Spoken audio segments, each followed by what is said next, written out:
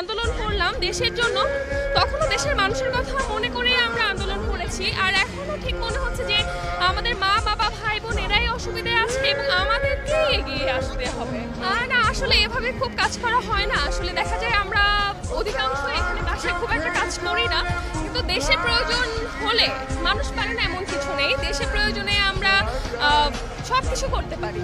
আমার মনে হচ্ছে যে কিছু করতে পারছি, ভালো লাগছে নিজের কাছে, আত্মিক একটা ভালোই লাগছে, কারণ বাসে এরকম কাজ করা পড়ে না, কিন্তু আমরা এখানে সব ফ্রেন্ডরা টিম মেম্বার হয়ে আসছি কাজ করার জন্য। আমাদের ভালোই লাগতেছে, তেমন খারাপ আমাদের লাগতেছে না। আর তাদের জন্য আমরা করতেছি, এটার জন্য আমরা আরো গর্বিত, আমাদের ভালোই লাগতেছে।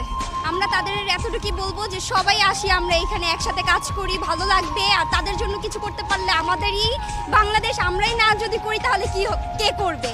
তো আমরা সবাইকে একটা মেসেজ দিতে চাচ্ছি, যেটা যত স্টুডেন্ট আছে না কেন সবাই এখানে আসো, সবাই হাতে একসাথে কাজ করি।